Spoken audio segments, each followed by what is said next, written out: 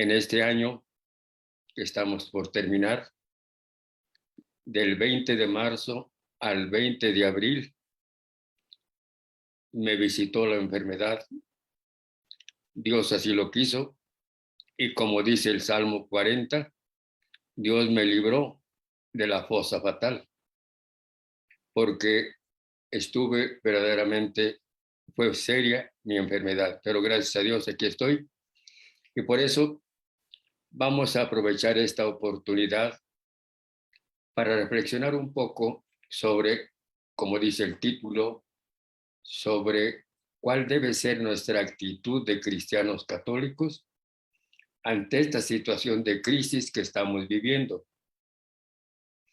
Todos estamos de acuerdo en que los tiempos que vivimos son de una crisis global, frontal, panfrontal, es decir, hay varios frentes. Está el frente político, está el frente económico, está el frente social, está el frente internacional, está el frente, sobre todo para nosotros, religioso. Estamos pasando por una de las peores crisis de la historia en la Iglesia. Y por eso necesitamos ubicarnos un poco.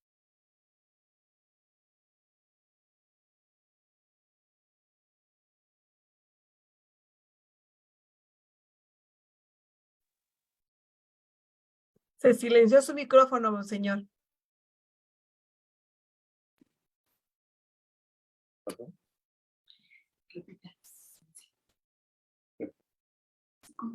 Sí.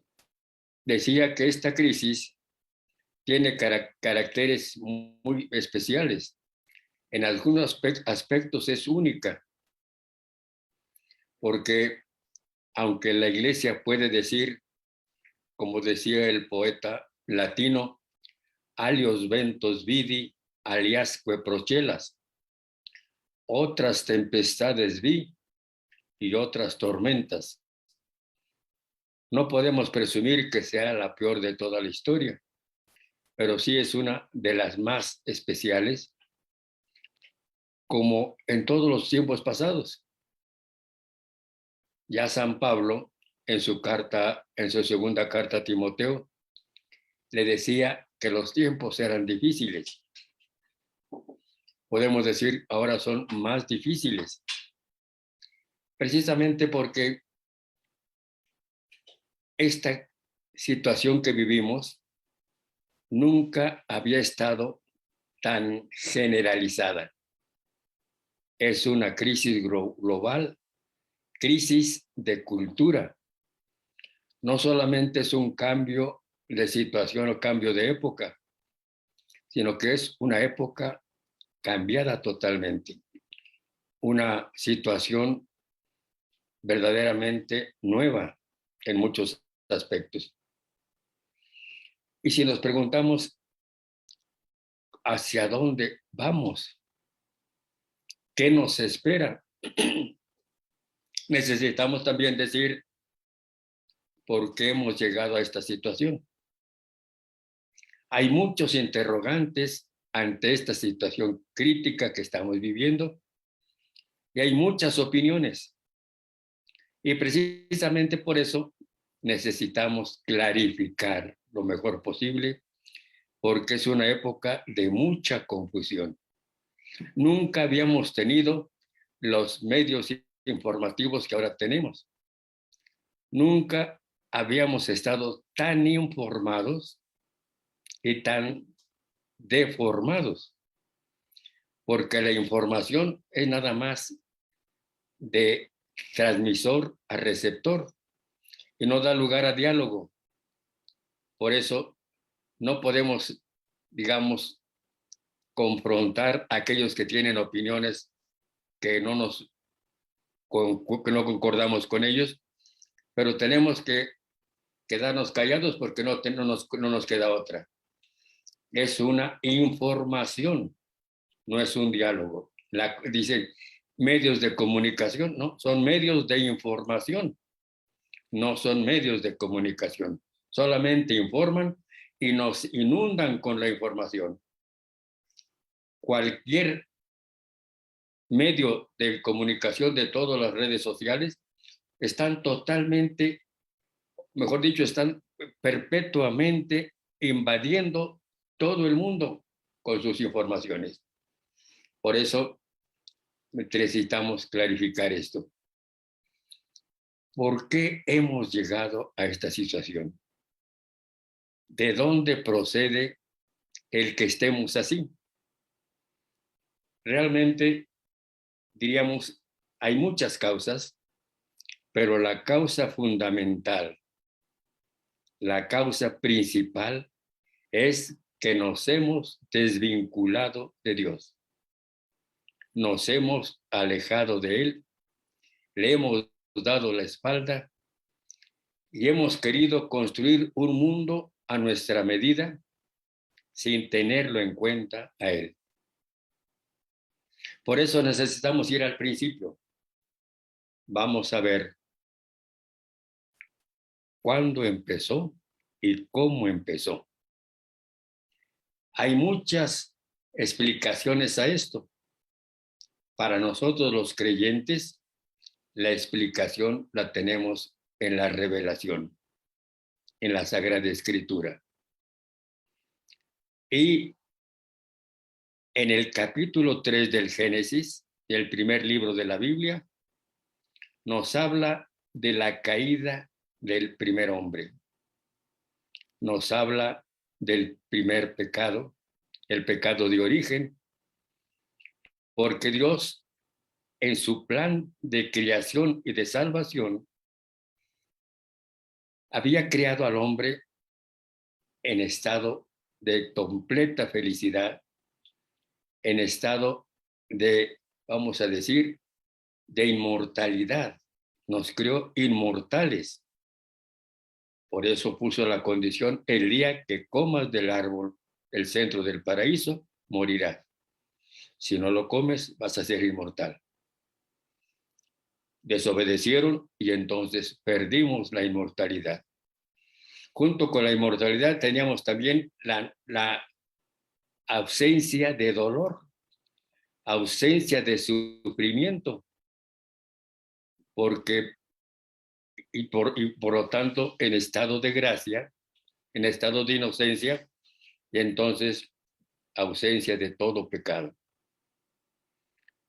Pero con la primera desobediencia, que fue, como dice también la Sagrada Escritura, por envidia del diablo, entró el pecado en el mundo. Ya sabemos la escena, ya sabemos la parábola que nos explica esto: la serpiente, el árbol, Eva y el fruto que le ofreció. Le dice Satanás a Eva, en esa forma de serpiente, es otra vez otro símbolo de algo repugnante. Le dice a Eva, ¿por qué Dios les prohibió comer del árbol de la ciencia del bien y del mal? Y le dice Eva, no, podemos comer de todos los árboles, de todos los árboles. No nos prohibió no comer, sino podemos usar todos, menos este. Y entonces Satanás dice, es que eso lo dijo porque no los ama. Los quiere que estén siempre en la ignorancia. Si comen de este árbol, se les abrirán los ojos y entonces serán como Dios. Podrán conocer el bien y el mal. Conocer el bien y el mal es determinar y definir qué es bueno y qué es malo. Entonces, serán como dioses, serán Dios. Entonces, el primer pecado es de soberbia. El pecado original es un pecado de soberbia. Serán como dioses. Y este pecado es el pecado perpetuo hasta ahora de todos nosotros, de todos los mortales. El pecado de soberbia. Cuando esto sucede, Eva ve que era muy agradable y entonces toma y le da a Adán. Adán lo toma, lo come, o sea, desobedecen los dos el plan que Dios les había propuesto. Podemos decir, echan a perder el plan A de la salvación y de la creación. Y entonces Dios, como dice uno de las plegarias eucarísticas, la cuarta, una vez que cayeron en el pecado, no los abandonó a la muerte, sino que compadecido tendió la mano a todos para que lo encuentre el que lo busca. Y allí está el principio de la redención.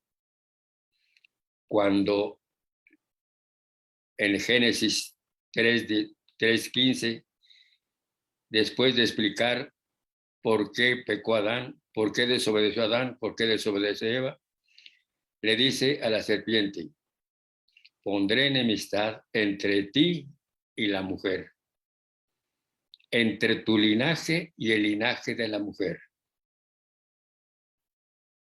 Ese linaje te aplastará la cabeza y tú le alcanzarás a morder el talón. Aquí está el principio de nuestro mal, el pecado primero. Dios nos regresa la amistad con Él, nos hace posibles acercarnos a Él por medio de esa gracia que nos da de atrevernos a relacionarnos con Dios. Hay una palabra griega que usan los padres griegos para esto, que es la parresía. Parresía es el atrevimiento en la comunicación. Y relacionarnos con Dios, nosotros los pobres mortales, que no somos nada, entonces es un verdadero atrevimiento. Esto nos lo dio por gracia. Y por eso nos dice que podemos relacionarnos con Él, pero no nos libramos de la muerte, no nos libramos del dolor y no nos libramos del sufrimiento. La salvación entonces empieza ahí, la promesa de salvación empieza ahí. Pasan los siglos, pasan los milenios y viene la revelación. Esta revelación la tenemos en el capítulo 12 del Génesis en adelante. Pero entonces, ¿qué pasa en los 11 primeros capítulos? En los 11 primeros capítulos tenemos 4 verdades fundamentales que son objeto de fe. O sea, lo que tenemos que creer de esos 11 capítulos primeros del Génesis son estas 4 verdades. Que Dios es creador. Dios crea y crea al hombre. Segunda verdad. Creador del cielo y de la tierra, creador del hombre. El hombre falla. Tercera verdad.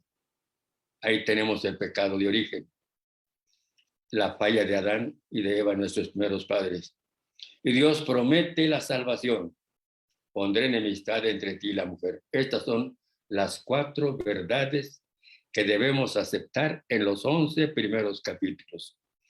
Todo lo demás es género literario, es parábola para darnos a entender estas 4 verdades.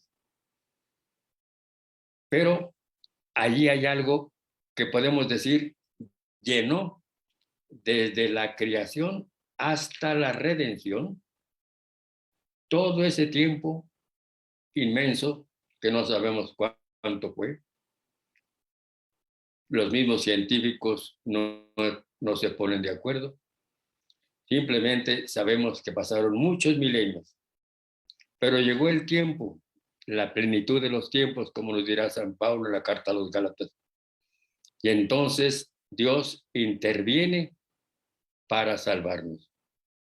Y para intervenir se encarna, se mete a nuestra historia, toma nuestra condición humana, nace de María la Virgen y allí empieza para nosotros la historia de la salvación. Pero el pecado permaneció. Y permaneció lo que había permanecido durante tanto tiempo. ¿Cuáles son esos pecados o cuál es el pecado que se diversifica? También están en el capítulo 3 del Génesis. Son 4 fundamentales. Primero, la soberbia, la desobediencia, querer ser como dioses. Esto, repito, nos va a acompañar toda la historia, hasta el fin del mundo. Querer ser como dioses. Dios sigue creando al hombre, nos recrea cada vez y sigue creando a la humanidad. Esta es la segunda vez, crea al hombre.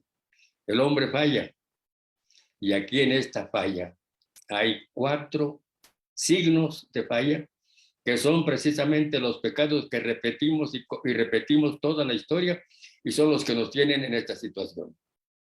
Nos alejan de Dios porque el pecado nos aleja de Dios. Nos hace rebelarnos contra Dios, la soberbia. El segundo pecado, el odio, la muerte de Abel por Caín, el odio entre hermanos, la envidia, odio y envidia es el segundo pecado, simbolizado por la muerte de Abel por Caín. Tercer pecado, Babel, la torre de Babel. ¿Qué simboliza la torre de Babel? La confusión. Es en la que estamos hundidos actualmente. No nos entendemos, nos malentendemos, no dialogamos, nos imponemos. O sea, queremos construir una civilización, una ciudad lejos de Dios. Y querer construir lejos de Dios es destinarnos al fracaso, a no entendernos, a no comprendernos, hasta llegar a odiarnos y a matarnos unos con otros como Caín mata a Abel. Esta es simbolizado por Babel, el tercer pecado. Y el cuarto pecado es la perversión.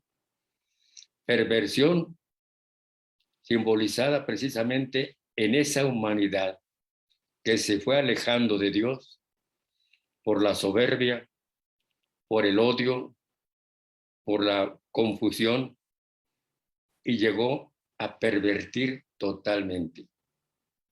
Como dirá el libro del Deuteronomio, hubo una perversión tal que Dios casi, y lo dice como un antropomorfismo, se arrepintió de haber creado al hombre.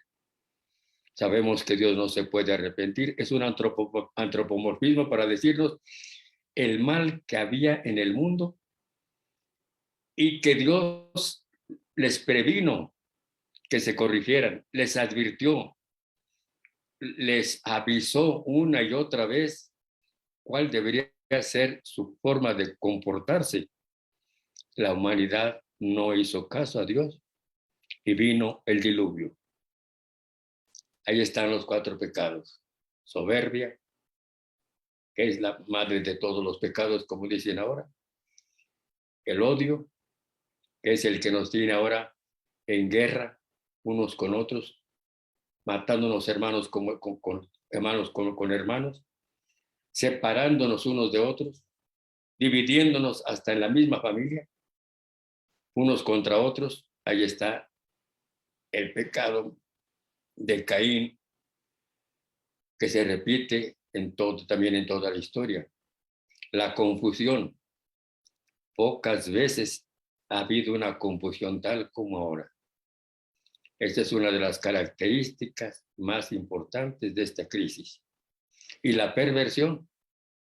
La perversión precisamente por usar mal la libertad. La perversión que llega a lo que hemos llegado ahora, a querer justificar lo injustificable, a querer nosotros ser dueños de nuestra propia existencia, como si nosotros nos hubiéramos creado a nosotros mismos, serán como dioses. Y por eso hemos llegado a la perversión tal de cambiar, esto es diabólico, de cambiar el bien por el mal, de cambiar la verdad por la falsedad, de cambiar la belleza por la fealdad. Las tres cosas que nos caracterizan a los humanos, el bien, la verdad y la belleza, eso lo hemos pervertido. Sabemos que precisamente por nuestra perversión en la que estamos, hemos llegado a lo que se llama ideología de género. Hemos llegado a decir que el asesinato de un inocente en el vientre de su madre es un derecho, cuando que, aunque todas las legislaciones del mundo así lo determinen, sigue siendo un horrendo crimen contra el inocente, quitarle la vida a un inocente, y eso Dios nos lo avisó y Satanás lo promueve de todas las maneras posibles. Ahora, por ejemplo, sabemos que cada año en el mundo hay fácilmente 53 millones de abortos. ¿Cuántos asesinatos violentos? ¿Cuánta mentira? ¿Cuánta falsedad? ¿Cuánta perversidad en la conducta humana? Todo esto tiene su origen allá. Ahora podemos decir, ¿cómo hemos llegado hasta aquí?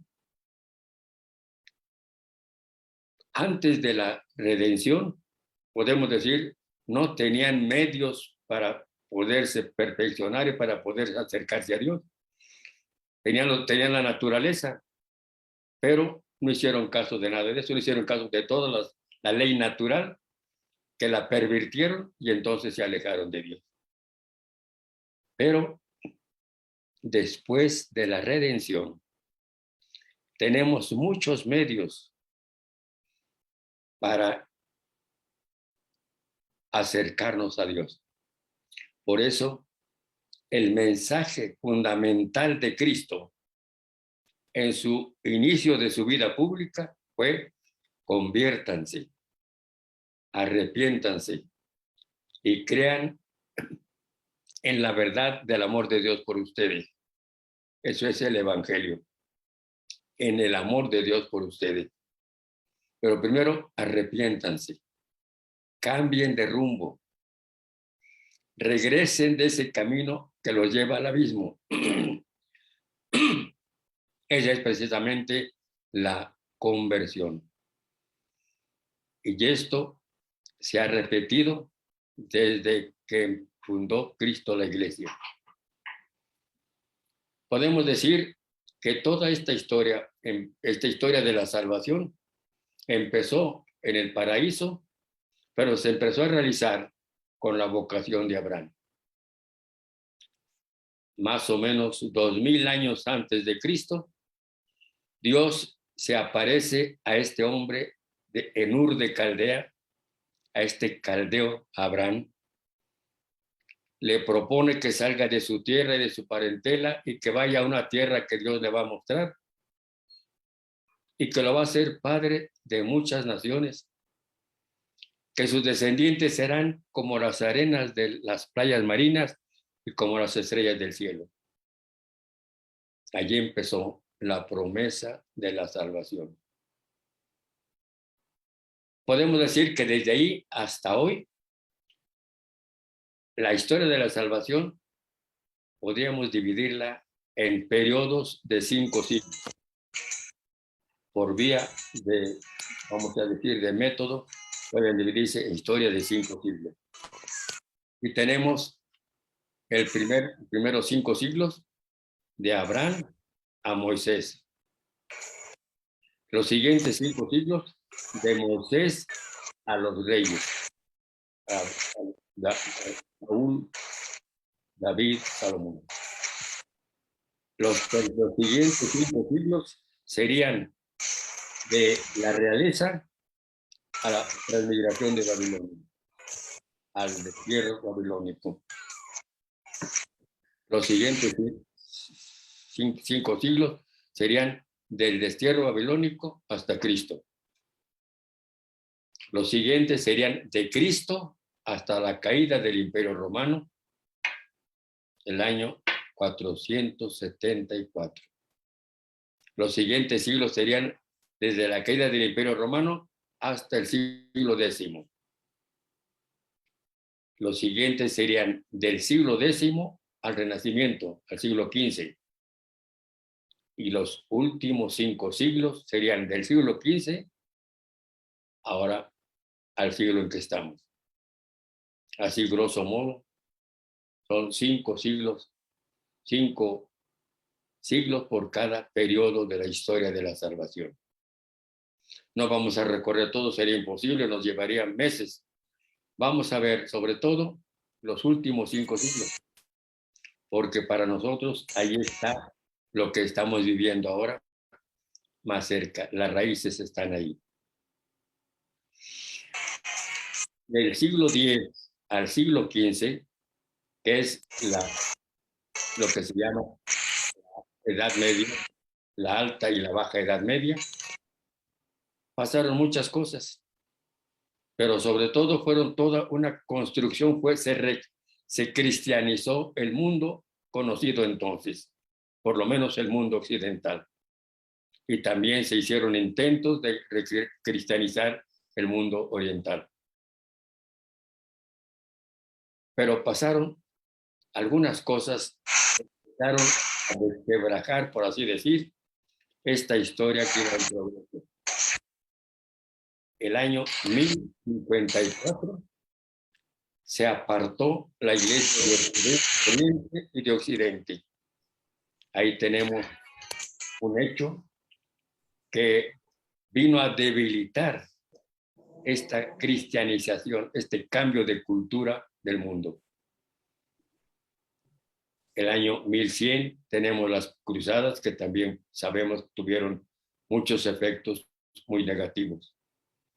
El año 1200, del año 1200 al año 1300, es el siglo más fecundo de la Edad Media.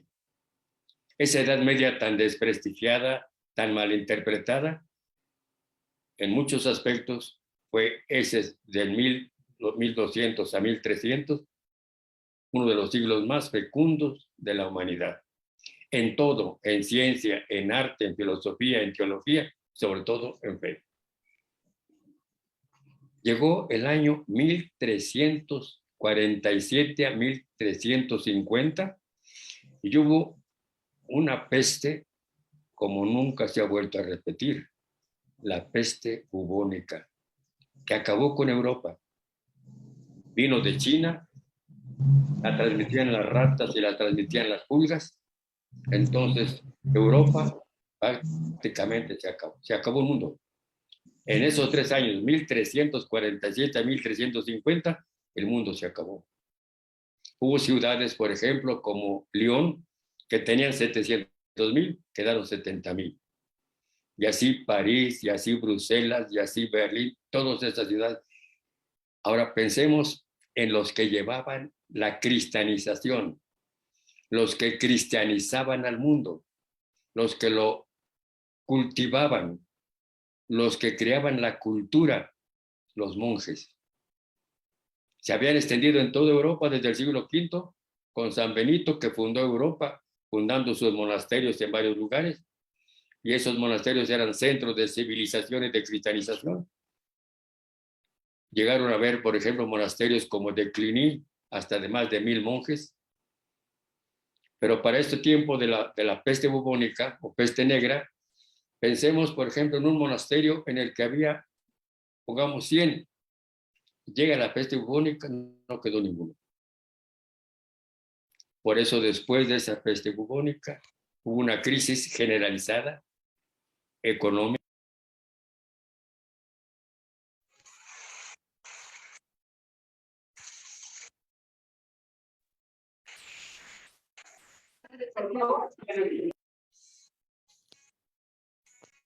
No se oye. Del siglo XII al siglo XV. No es el momento de hablar de eso. Seguimos en adelante. Llegamos al año 1454. Cae Constantinopla en manos de los otomanos, en manos de los musulmanes. 1492 se descubre América. Y así termina ese siglo, del siglo X, del siglo V al siglo X. Del siglo X al siglo XV hubo, como acabamos de ver, muchas cosas que termina con el descubrimiento de América, 1492. Y llegamos al año 1500.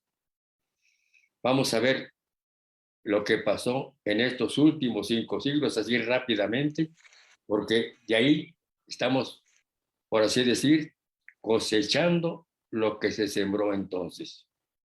Estamos viviendo las consecuencias de lo de entonces. Ya decimos, todo es por el alejamiento de Dios, pero ¿cómo empezó esto? Del 1500 al año 2000. Tenemos primero, vamos a poner hasta ahora, pues, 2023. Tenemos que el 1517 es el origen del protestantismo, la mal llamada Reforma Protestante. Lutero pone sus tesis en las puertas de la Catedral de Nuremberg, y allí empezó oficialmente la rebeldía de lo que llamamos ahora los protestantes. Lutero, yo creo que nunca pensó el mal que le hizo a la iglesia con esto. Mal que se ha multiplicado y se ha generalizado hasta la fecha. Muchos de los males que estamos viviendo precisamente empezaron, vamos a decir, oficialmente en 1517 con la Reforma Protestante. La iglesia se deshizo porque él no admitía a la iglesia, no admitía al Papa, no admitía a la autoridad, no admitía a los sacramentos y sobre todo contradecía el Evangelio. Ya que tanto presumen del Evangelio y que conocen la palabra de Dios, la contradijo abiertamente. No nos salvamos, nada tienen que ver en la salvación las obras. Nos salvamos por la pura fe en Dios, sin obras. La fe sin obras. Ahí está lo fundamental. Otra cosa que confunden la redención con la salvación. La redención ya se dio, ya Cristo murió por todos nosotros, ya nos compró a todos, de todas las épocas que fueron, que son y que serán. Ya estamos redimidos. Somos redimidos por la bondad y la misericordia de Dios, pero todavía no estamos salvados. Nos salvaremos cuando llegue el juicio final, el de cada uno y el general. Cuando oigamos de Dios la sentencia, vengan benditos de mi Padre al reino preparado para ustedes desde antes de la creación del mundo, entonces será la salvación. Mientras tanto, estamos luchando todos por vivir, por aplicarnos la redención, trabajando por nuestra salvación. Pero hasta la fecha esto no ha sucedido. Por lo tanto, hasta que nos muramos, podemos decir, ahí viene para nosotros la salvación. No antes. Por eso una cosa es la redención, ya se dio, y otra cosa es la salvación. La redención se dio sin nosotros. Cristo no nos pidió nuestro parecer para redimirnos, para morir por nosotros. Murió porque nos ama y nos quiere salvar, pero sí nos pide nuestro parecer para salvarnos. De ahí aquella frase célebre de San Agustín: el que te creó y te redimió sin ti, no te va a salvar sin ti. Por lo tanto, la salvación es nuestra respuesta a la redención, al plan de salvación de Dios, y lo hacemos precisamente venciendo aquellos 4 pecados que nos han acompañado toda la vida. Los 4 signos de pecado del principio hasta ahora. Viene después de esta redención para nosotros, de esta debacle que pasó con el protestantismo en 1517. Hubo muchos problemas en Europa. Hubo un signo muy importante. Últimamente se habla mucho de esto y es verdad. Lutero en 1517 arrebató, por así decir, a la iglesia muchos cristianos de Europa. Se hicieron protestantes. Perdieron la Eucaristía, perdieron la relación con María. 2 cosas típicamente católicas y son para nuestra salvación. Lo perdieron lo fundamental que es la Eucaristía, y perdieron también la gran ayuda que nos da María para nuestra salvación. Eso, podemos decir, se da precisamente porque las consecuencias se siguieron después. Hubo muchas guerras, hubo matanzas terribles de uno y de otro lado. Por ejemplo, la matanza de la Vendée en Francia contra los católicos, o la matanza también en Francia de los hugonotes contra los protestantes. O sea, había de los 2 lados cosas inexplicables, cosas terribles, consecuencia de esa rebelión llamada protestantismo. Pasaron 2 siglos, 1517 a 1717, y aparece algo que ya estaba desde mucho tiempo atrás, pero que estaba como incubado en la historia de un grupito, sobre todo de judíos. Es la masonería. Sería muy largo explicar cómo empezó esto. Esto tiene una raíz prácticamente desde el principio de la iglesia, que se fue gestando poco a poco, pero que se renació y se reestructuró en 1717. La masonería, que es el arma que pudiéramos decir ahora principal de Satanás. El Papa San Pío X definió a la masonería como la religión del demonio, la religión de Satanás. Oigan bien, esa es la masonería. Y qué bueno que el Papa acaba de condenar una vez más la masonería. La había condenado ya el Papa Pío II, el Papa León XIII, el Papa Pío IX, el Papa Pío X, los papas, el Papa Pío XII, Juan XXIII, Juan Pablo II, y ahora lo acaba de hacer la semana pasada el Papa Francisco. Para definir la masonería podemos decir, es lo que dice el Papa San Pío X, es la religión de Satanás. Oigan bien, con eso estamos diciendo muchísimas cosas. Por eso es lo que ahora se trata de imponer. Ese orden mundial del que se habla tanto es precisamente la religión de Satanás. Es el triunfo de la masonería que quiere acabar con todo. No lo van a lograr, ni lo van a, ni por más que le hagan y todo y digan, ganarán muchas batallas. La guerra la tienen perdida. Viene ahora 1517, 1789, la Revolución Francesa. que todo lo que había fraguado la masonería lo toma la Revolución Francesa, lo toman los ideólogos de la Revolución Francesa y sacan de ahí tres grandes mentiras. Las mentiras que nos tienen a todos ahora como estamos. Libertad, igualdad, fraternidad. Nunca ha habido menos libertad que ahora. Nunca ha habido tanto esclavo como ahora. Esclavos del pecado, de la drogadicción, de la pornografía, del alcohol, de todo. Esas son esclavitudes. Y esa libertad era para eso precisamente, para que quedaran libres y hicieran lo que quisieran. La igualdad nunca se ha dado, ni se da, ni se dará.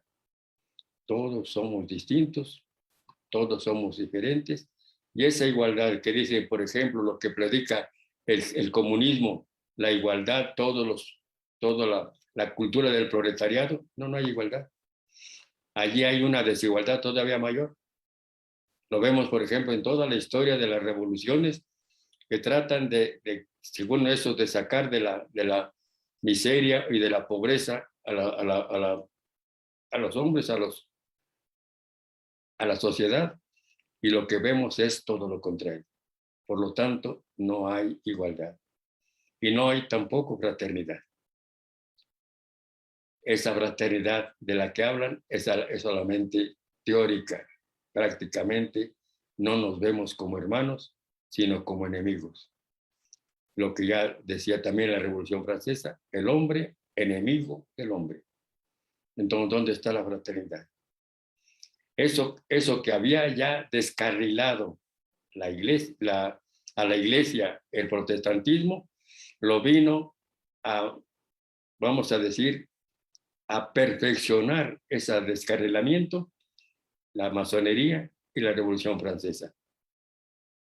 Pasan otros 2 siglos, 1917, esos 2 siglos nos han dado lo que pudiéramos llamar ahora la cuestión, vamos a llamarle la Revolución Rusa. La Revolución Rusa, que abarca varias cosas. De ahí nació las 3, libertad, igualdad y fraternidad, nacieron ideologías como el iluminismo, nació el racionalismo, nació el liberalismo, nació el comunismo y nació el nacionalismo. Todos estos ismos que tenemos, que actualmente nos están agobiando a todos, nació ahí. Y este último siglo, 1917, vamos a decir, a 2017, ha sido el siglo más nefasto, porque ha recolectado todos los males anteriores y los ha puesto en práctica. Ahí vemos las 2 guerras mundiales, ahí vemos la supresión, por así decir, de la vida, el maltusianismo, el darwinismo, que hacen que se quite a los más débiles, que se aplique la ley de los más fuertes, y hemos creado ahora lo que llamamos en este último tiempo, cuáles son los hombres que ha creado todo esto que así rápidamente hemos visto, desde 1517, 1717, 1917, vamos a ver lo que dice lo que dice San Pablo en su carta a Timoteo, en el capítulo 3, la segunda carta de San Pablo a Timoteo, el capítulo 3, versículos del 1 al 10. ¿Qué hombre ha creado todo esto que hemos visto hasta aquí? Oigamos lo que dice esta parte de la Sagrada Escritura. Ten presente que en los últimos días sobrevendrán momentos difíciles. Los hombres serán egoístas, avaros, fanfarrones, soberbios, difamadores, rebeldes a los padres, ingratos, irreligiosos, desnaturalizados, impasibles, calumniadores, disolutos, despiadados, enemigos del bien, traidores, temerarios, infatuados, más amantes de los placeres que de Dios, que tendrán la apariencia de piedad, pero desmentirán su eficacia. Guárdate también de ellos. A estos pertenecen esos que se introducen en las casas y conquistan a mujerzuelas cargadas de pecados y agitadas por toda clase de pasiones, que siempre están aprendiendo y no son capaces de llegar al pleno conocimiento de la verdad. Del mismo modo que Janés y Jambres se enfrentaron a Moisés, así también estos se oponen a la verdad. Son hombres de mente corrompida, descalificados en la fe, pero no progresarán más, porque su insensatez quedará patente a todos, como sucedió con la de aquellos. Tú, en cambio, me has seguido asiduamente en mis enseñanzas, conducta, planes, fe, paciencia, caridad, constancia. Esta es palabra de Dios. Te alabamos, Señor. Es una lista larga que les recomiendo que lean con mucha tranquilidad y despacio. Acuérdense, segunda carta a Timoteo, capítulo 3, versículos del 1 al 10. Describe nuestra sociedad y se resume en estas palabras, las últimas. Hombres de mente corrompida, mente sin verdad, mente sin bien, mente sin belleza, mente corrompida. Y luego dice, descalificados en la fe, sin fe. Aquí está la raíz de nuestra situación. Y eso que dice, de veras les recomiendo que lean, porque ahí está, nos describe no solamente nuestra sociedad mexicana, nos describe el mundo, cómo está viviendo actualmente la humanidad, lejos de Dios. Vamos a esperar aquí, vamos a cortar aquí, a tener un corte y después seguiremos lo que se llama la respuesta de Dios a esto y cómo necesitamos nosotros responder precisamente a esta situación que estamos viviendo.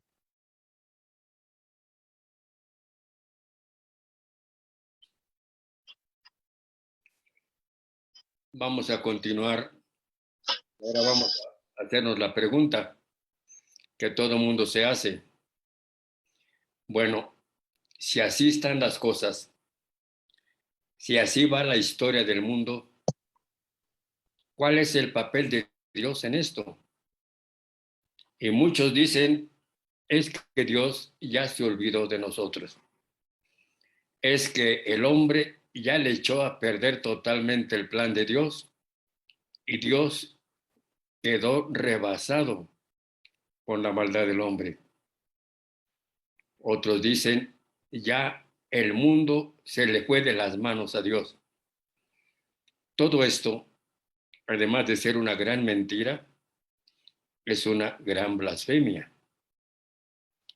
Dios está presente en cada instante de nuestra vida y es el protagonista principal de la historia.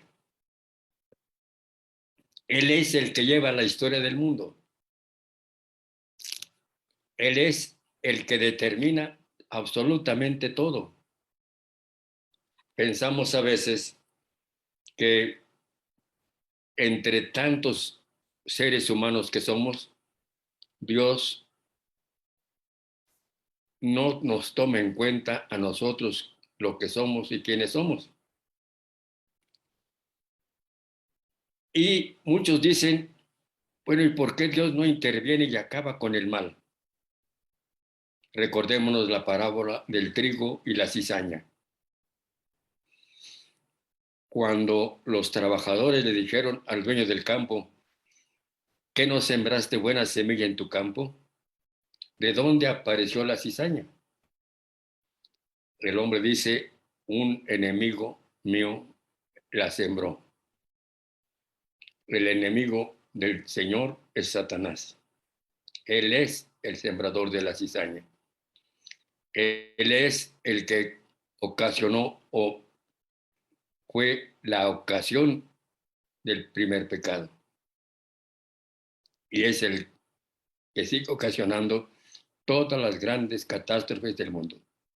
Pero Dios está siempre por encima de todo.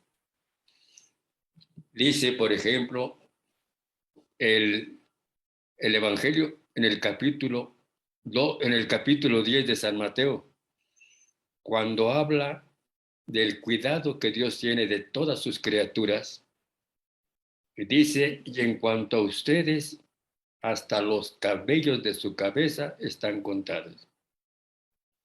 Esto significa que para Dios somos únicos y que nos ama como si fuéramos la única persona en el mundo y que sabe todo lo nuestro y que hace todo lo que pasa en nuestra vida y todo lo hace bien y todo lo hace para nuestro bien. Por eso podemos decir, así como él dijo aquel, el dueño del campo, déjenos que crezca juntos hasta la cosecha. La cosecha es nuestro fin y el fin del mundo. Ahora se está hablando mucho, precisamente en esta crisis espantosa que estamos viviendo, del fin de los tiempos. Y hablan del fin de los tiempos, hablando ya del fin del mundo. Lo último, la segunda venida del Señor, la parusía. Y no tienen en cuenta que una cosa es el fin del tiempo, el fin de todo, el fin del mundo, y el fin de los tiempos. Los tiempos son todos esos periodos de tiempo que hemos vivido nosotros. Hemos vivido muchos periodos de tiempo. Nosotros precisamente tenemos la experiencia desde que terminamos un siglo y empezamos otro. ¿Cuántas cosas han cambiado en estos últimos 50 años? Desde 1970 hasta ahora, ¿cuántas cosas han cambiado? ¿Cuántos tiempos han pasado? Pasaron los tiempos de la Guerra Fría, pasaron los tiempos del cine mudo, pasaron los tiempos de la famosa Guerra de Corea, pasaron los tiempos del progresismo y el construccionismo que se dio en todo el mundo, la reconstrucción después de la Segunda Guerra Mundial. En fin, han pasado muchos tiempos. Estamos pasando un tiempo que se está por acabar, simplemente en la técnica. ¿Cuántas cosas hemos visto en tan poco tiempo? Tiempos que pasan y se acaban. Entonces, una cosa es el fin de los tiempos y nos prepara precisamente el Señor para eso. Lo hizo al principio, cuando habló del fin de los tiempos, habló del fin de Jerusalén, que iba a ser pronto, y el fin del mundo. Por lo tanto, hay que distinguir entre el fin de los tiempos, que son muchos, y el fin del tiempo, que va a ser uno, la segunda venida del Señor. Pero aquí está precisamente nuestra actitud de cristianos, cómo debemos comportarnos ante esta situación. Y lo tenemos muy claro en la predicación de Jesús. Conviértanse y crean en el Evangelio. Cuando le hablan de aquellos 18 que mató la torre de Siloé y de aquellos que mandó asesinar Herodes, les dice Jesús, y creen que esos 18 y esos que asesinó Herodes eran los peores, eran los más pecadores de todos los demás. Y ciertamente que no. Y si ustedes no se convierten y no cambian, les pasará lo mismo. Aquí está la síntesis de toda nuestra actitud. Si digamos, el modus, vamos a llamarle el modus operandi de Dios, ha sido siempre el mismo. Les advirtió, por ejemplo, en tiempo de Noé, les advirtió a través de Noé, diciéndoles lo que les podía pasar si no cambiaban de vida. No le hicieron caso, pasó lo que pasó. Pasaron los siglos. Tenemos el caso de esa desgracia terrible que le pasó al pueblo de Israel con la esclavitud babilónica. Los profetas, Isaías, Jeremías, Sofonías les advirtieron una y otra vez lo que les podía pasar si no se convertían, si no cambiaban de vida. No se convirtieron, les pasó lo que les pasó. Y así ha sido toda la historia. Y siempre ha habido vamos a decir, la preocupación de Dios por salvarnos. Eso es lo que Él quiere, salvarnos. A muchos les hace ruido decir que Dios castiga. Y dicen, no, Dios no castiga. ¿Cómo va a castigar? Si es todo misericordia y todo amor. Pero es que confunden castigo con enojo. Cuando el castigo viene por enojo, eso no se le puede aplicar a Dios. Pero si el castigo viene por amor y para salvarnos, eso es lo que hace Dios. Por eso dice en varias partes de la Biblia, por ejemplo, en Apocalipsis 3:19, Apocalipsis 3:19 y Hebreos 8:12, yo a los que amo, los corrijo y los reprendo. Yo a los que amo, los corrijo y los reprendo. Y dice la carta a los Hebreos en ese capítulo 8, qué padre bueno, qué padre responsable no corrige a sus hijos. Y los corrige y los reprende es porque los ama. Si no los corrige en sus errores y en su mala conducta es porque no los ama. Porque Dios nos ama, por eso nos corrige y nos reprende. Y siempre lo ha advertido desde el principio, desde la primera predicación. Y la iglesia ha repetido lo mismo toda la historia. Una de las cosas que cada año se acordarán, nos recomienda la iglesia, son 3 cosas: ayuno, oración y limosna. Eso es lo que norma nuestra conducta. El ayuno, es decir, el vencimiento de nuestras tendencias, mortificar nuestras malas tendencias, vencer nuestros malos deseos, ese es el ayuno. La limosna es ayudar al que no me necesita, colaborar en la salvación de los demás, trabajar por mi salvación y la salvación de los demás. Y la oración, pues es darle a Dios el lugar que le corresponde en nuestra vida. Aquí está lo que recomienda, he recomendado siempre la iglesia. Pero últimamente, la que podemos decir, la que ha cumplido la función profética que cumplieron los profetas y cumplió Noé, cumplieron todos los antepasados, la que ha cumplido esa misión profética ha sido María. María siempre ha estado presente en la historia de la salvación, desde el principio. La primera aparición de que se tiene memoria es en Zaragoza, la Virgen de Zaragoza, a Santiago, cuando la Virgen todavía estaba viva en Jerusalén. Y de ahí muchas apariciones en la historia, siempre alentándonos, siempre advirtiéndonos, siempre llamándonos como una madre buena, una madre que quiere que sus hijos se salven, una madre que quiere que sus hijos sean buenos, una madre que quiere que nos acerquemos a la fuente de la vida y de la bondad y del amor, es María. Y podemos decir, los últimos 200 años han sido frecuentísimas las apariciones. Nunca en toda la historia anterior como estos últimos 200 años. Empecemos con la medalla milagrosa en París, 1830, en que se aparece a Santa Catalina Labouré y le advierte de muchas, cómo estaba la sociedad entonces. La lista de lo que les acabamos de leer, así estaban los hombres. Y por eso la Virgen le da un mensaje a Catalina Labouré que les comunica a la iglesia y a todos que nos convirtamos, que cambiemos de vida. O sea, la misma recomendación de Jesús.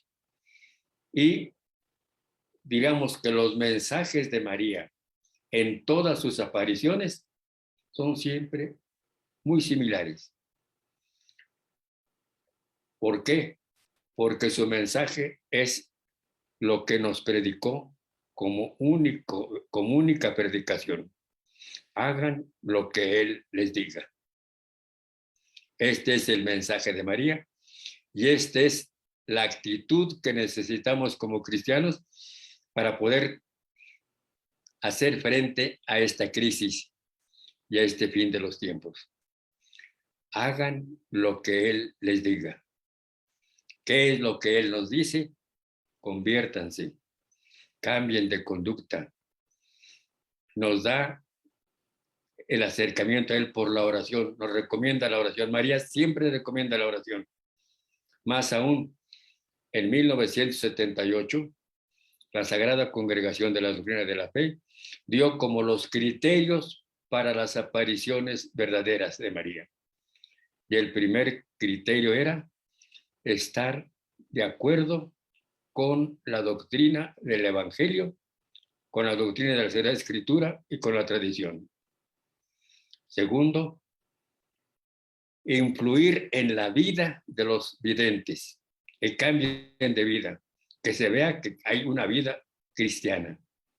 Tercero, la vida sacramental. La oración primero, la oración junto con la vida sacramental. Oración y en las últimas apariciones esto ha sido una insistencia que parece ya, digamos, machacona, constantemente oración y penitencia. Oración y vida sacramental. Y por ejemplo, en las apariciones de Garabandal, que llaman también apariciones eucarísticas, habla mucho de la Eucaristía. Y dice expresamente estas palabras, María, a la Eucaristía se le ha estado dando menos importancia. Menos importancia. Y lo mismo lo dijo también, bueno, la primera aparición entonces fue en 1830, en la medalla milagrosa, en París. La segunda gran aparición, 1846, en La Salette. La Salette es un pueblito entre Francia e Italia, allá en las montañas de los Alpes, en donde se le apareció a dos pastorcitos, Maximino y Melania, y ahí se aparece llorando la Virgen.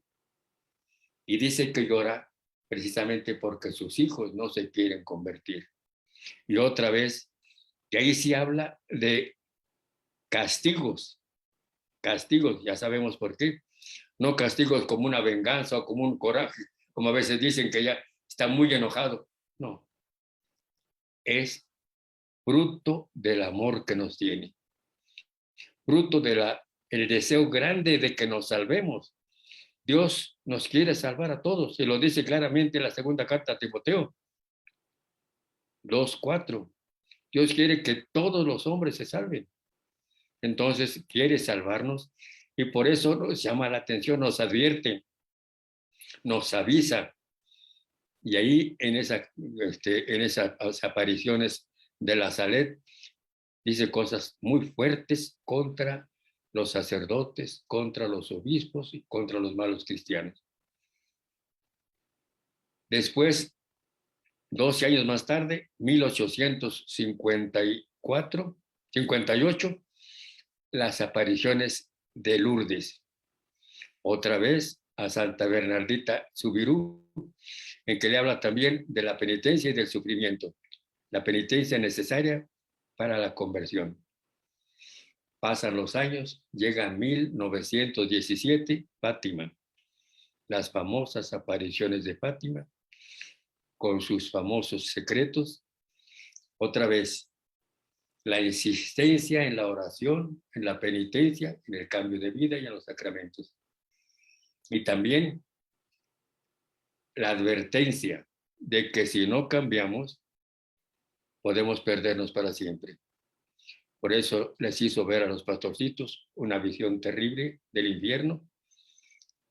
Otra vez, no para decirles, miren, van a ir a dar allá si no se comportan, sino precisamente porque quiere que no vayamos a parar en ese lugar, con esa desgracia eterna. Por eso les hace ver y les advierte qué deben decirle, cuál es el mensaje que deben transmitir.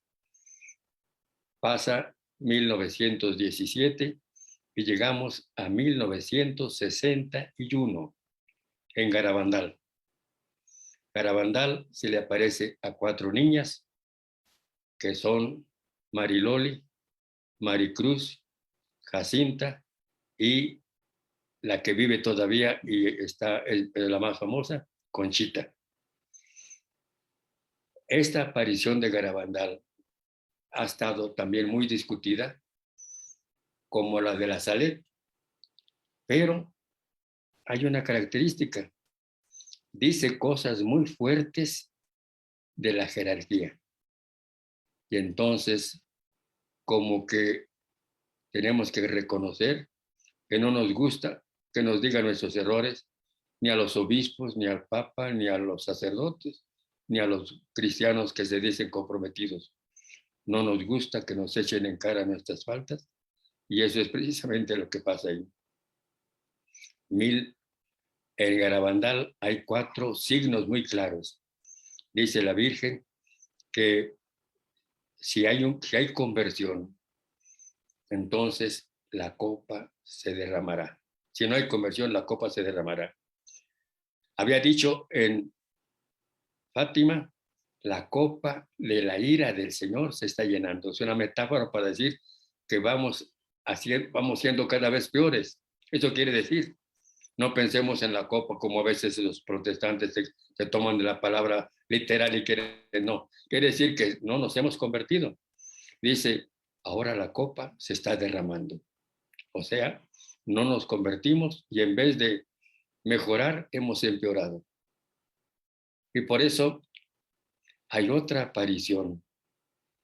Después de 1961, en 1973, en Akita, Japón, a una religiosa, Agnes Kasazawa, en que le dice más fuertemente todavía las consecuencias de si no nos convertimos, si no mejoramos nuestra vida. Y de ahí se han sacado muchas interpretaciones que el mundo ya se va a acabar y que todo lo que está pasando ahora ya es señal del fin del mundo, y las guerras y los rumores de guerra y las inundaciones y los huracanes. Eso ha habido siempre. Ahora lo sabemos al día siguiente de lo que pasó, a los 10 minutos.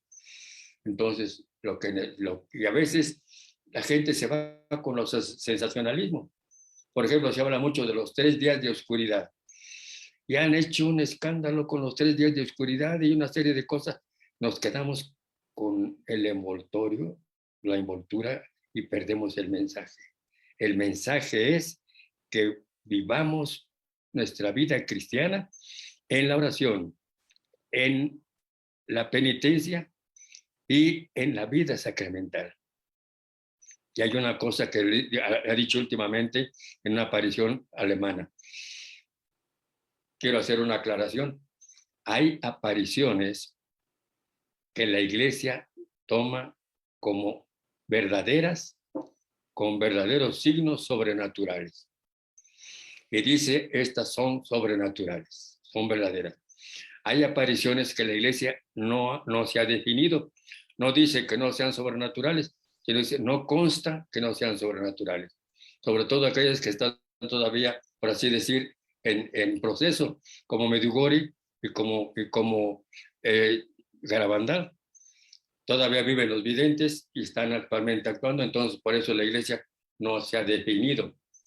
Pero ya lo que decía en 1978 la Congregación para la Doctrina de la Fe, cuando hablan de penitencia, cuando hablan de oración, cuando no contradice ninguna verdad del Evangelio ni la tradición, eso son signos de autenticidad. Y sobre todo cuando cambia la vida, o sea, la conversión. La conversión es la respuesta a la verdadera intervención de Dios a través de María. Y ahora podemos llegar a un momento en el cual podemos decir, bueno, si las cosas están así, ¿qué nos toca hacer a nosotros ahorita en este momento para que el mundo cambie? No vamos a cambiar a mucha gente, necesitamos cambiar nosotros. Y el cambio viene por la familia. Si oramos en familia, si asistimos a la Eucaristía en familia, si vivimos la unidad familiar, si frecuentamos los sacramentos, sobre todo en familia, es que el demonio está atacando precisamente a la familia en particular. Por ahí ha empezado la debacle últimamente y por ahí tiene que empezar la salvación. Por eso, todos tenemos una familia y tenemos que influir ahí en la familia. No vamos a cambiar el mundo, ni vamos a cambiar nuestro pueblo, nuestra comunidad, pero sí podemos influir en el cambio de nuestra familia. Por la oración, porque nadie cambia a nadie, nadie puede hacer que alguien sea mejor si Dios no cambia el corazón. Entonces, pedirle a Dios la conversión de todos los que son, aquellos que dependen de nosotros, aquellos que están hasta cierto punto, pues, esperando de nosotros, los que tenemos una responsabilidad sobre ellos, están esperando qué hacer nosotros, qué podemos hacer con nuestros hermanos, los más cercanos, aquellos que dependen de alguna manera de nosotros, ya sea por el lazo de la familia, por el lazo del trabajo, por el lazo de la amistad, por los lazos que sean. Aquí está nuestro trabajo. Y esto sí lo podemos hacer. No, no nos vamos a hacer grandes cosas ni grandes peregrinaciones, no. Acuérdense, conviértete y cree. Necesitamos pedirle a Dios todos los días, sabiendo que Dios nos ama de una manera que nunca entenderemos, porque nos ama de una manera divina y quiere nuestra salvación. Y Él es el que lleva la historia, y Él es el que tiene la última palabra.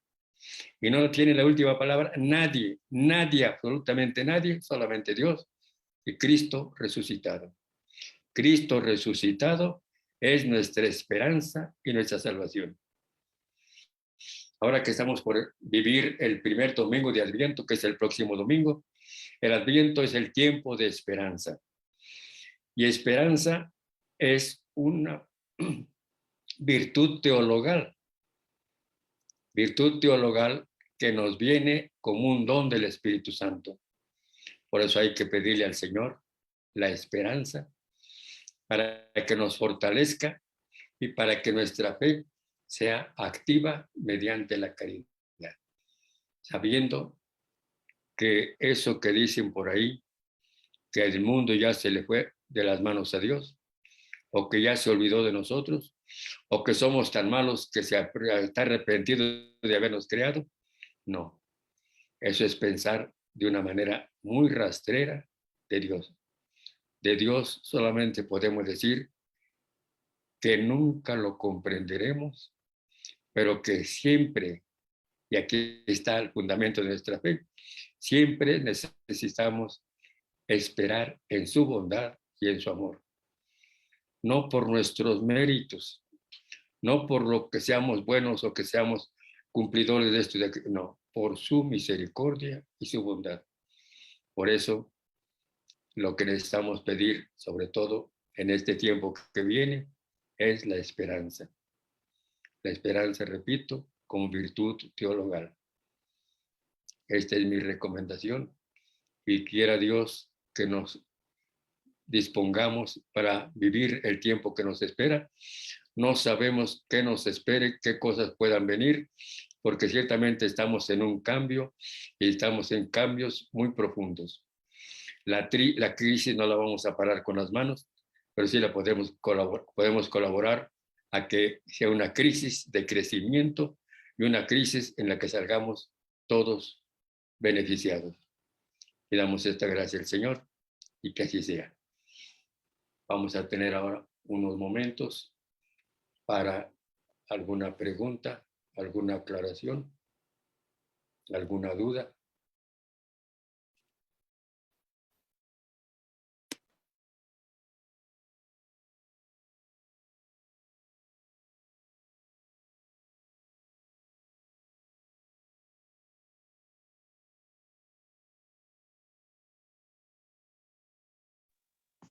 Padre, buenas noches. Soy María Eugenia González. Sí, realmente creo que la crisis de crecimiento, como usted lo ha dicho, debemos de, ahora sí, en ocasiones, pues sí, nuestras familias están desunidas, en mi caso, ¿no? Yo tengo 4 adultos, de los cuales, créame que pues sí, hay en ocasiones la familia, pues no quiere acercarse a Dios, a los cambios que ellos quieren todavía vivir mundanamente. Pero yo con mis adultos he dicho que oremos principalmente por nuestras familias, y se ha dicho, y lo importante más que nada en esto es llevarlo a cabo, no nada más decirnos, simplemente con los hechos, pues hacerlo. A veces es imposible cambiar, y a mí se me hace así como, me angustia un poco, de lo cual pues veo en mi familia, en mis parientes, el que no quieren acercarse, no quieren cambiar. No lo digo, claro, algunos sí, otros a medias, pero créame que yo en este caso he querido y quiero hacerlo, que no podemos hacer, entrar en ellos para poderlos cambiar totalmente. Yo he dicho, con la oración, pedir por ellos, y más que nada en unión con mis adultos y yo, pues yo creo que es momento de hacer muchísimo más oración para que también, pues esta persona que es el demonio no nos ataque más. Yo, créame, Padre, y se lo digo a usted, yo me puse contra esta persona y le dije, no vas a poder conmigo, pero créame que creo que a veces, creo que me atacó más, tuve más situaciones de lo cual me dicen, no te metas con él. Entonces, Padre, pues sí, en eso estamos, en esta conversión que quiero tener, y principalmente con mi familia, y qué mejor con ellos, que son mis adultos ya de 80 y tantos años, y créame que lo voy a llevar a cabo. Le agradezco mucho todo esto que ha dicho, Padre, y teniendo esa esperanza, principalmente que confiemos en Él, y que a mí me dé fortaleza para poder llevarlo a cabo con ellos, ya que tienen esa edad, y creo que no es demasiado tarde para poder hacerlo. Tenemos que hacer un cambio nosotros principalmente, y pues yo voy a hacer mucha oración y pedirle a Dios que me ayude, que me ilumine para poder llevar a cabo y juntarnos, y quien quiera de mi familia, pues la voy a unir, pero ahorita pues empezar con mis adultos, que yo estoy en casa con ellos, Padre. Una de las cosas que el enemigo ha fraguado con más inteligencia, una inteligencia satánica, es el ataque al matrimonio y a la familia, porque sabe que ahí está la base de la sociedad. Hay una persecución ciega contra los que ahora se llaman provida. Provida es, ustedes saben o sepan, que es un movimiento en el cual se busca precisamente ir contra la ideología de género, ir contra el aborto, ir contra el divorcio, y buscar la unidad familiar y cultivar la familia. Esto no es fácil porque también se ha estado trabajando desde hace mucho tiempo la secularización de la familia. Lo que hace 50 años, por ejemplo, era pues una devoción, por ejemplo, a la Virgen. Vamos a suponer, ustedes recordarán, lo que era el mes de mayo, ir a ofrecer flores. Era en todas las parroquias, yo recuerdo haber vivido eso muy hermosa. Actualmente ya en ninguna parte, o por lo menos eso me consta a mí, aquí de Toluca, en muy poquitas parroquias, contadas, son en las que ofrecen flores. Un detallito, pero ese detalle nos dice la secularización a la que hemos llegado. La comunión de los primeros viernes, el rezo del rosario, el Via Crucis, todo eso que era una costumbre, vamos a decir, de hacía mucho tiempo atrás, se ha desaparecido. O sea, la secularización es un movimiento cultural en que nos va apartando lentamente de Dios y nos va haciendo sentir que todo lo que sea religioso, todo lo que sea devoto, lo que sea, es una estructura pasada, es estar obsoletos, es no estar al día, es vivir en la Edad Media, es vivir sujetos a muchas leyes que nos han esclavizado, que así nos han transmitido nuestros padres y la religión. O sea, es una persecución sorda pero efectiva. Por eso, lo que usted dice de sus 4 adultos, podemos decirlo de muchas familias. ¿Qué nos toca? Una cosa dijo usted, hacer oración. Más aún, yo les diría, después de que sus hijos son mayores de edad, ya no tienen responsabilidad sobre ellos más que pedir que se salven. Pase lo que pase, suceda lo que suceda, váyales como les vaya, que se salven. Eso es lo que las mamás, los papás tienen que pedir todos los días para sus hijos. Y lo demás, pues dejárselo a Dios, porque solamente Dios cambia los corazones y solamente Dios cambia las mentes.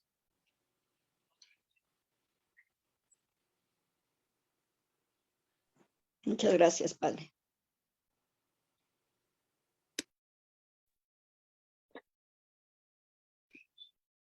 ¿Hay alguien más que quiera preguntar algo?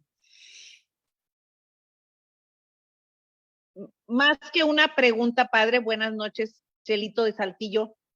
Más que una pregunta, bueno, pues me queda bastante claro que hoy más que nunca la guerra sigue haciendo pues muchos estragos en el mundo y muchas veces pensamos que la guerra es ese pleito armado de unos contra otros, pero también es ese pleito que cada uno de nosotros en nuestros lugares, en nuestros hogares, en nuestras comunidades, tenemos o vivimos unos contra otros, es decir, esta guerra afecta a la vida cotidiana, a lo que estamos viviendo en el día a día, en millones de personas.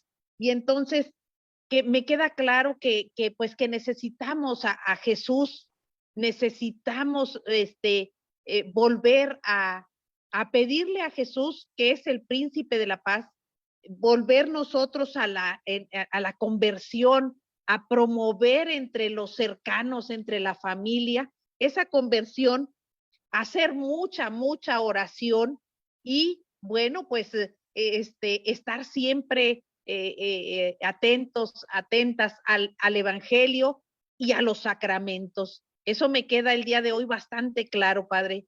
Muchas gracias por su llevarnos en reflexión de Adviento. Muchísimas gracias. Eso me queda bastante claro. Gracias. Hay una frase que dice el libro de Job, que es: guerra es la vida del hombre sobre la tierra. Guerra es la vida del hombre sobre la tierra.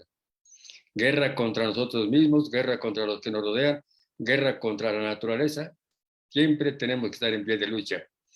Y San Pablo, en el capítulo 6 de la carta a los Efesios, nos dice que nuestra lucha no es contra las fuerzas de la tierra, no es contra los hombres de carne y hueso, es contra los espíritus del mal que vagan por el mundo para nuestra perdición. Es una lucha espiritual. Gracias, Padre. Muchas gracias, Monseñor, por compartirnos su sabiduría.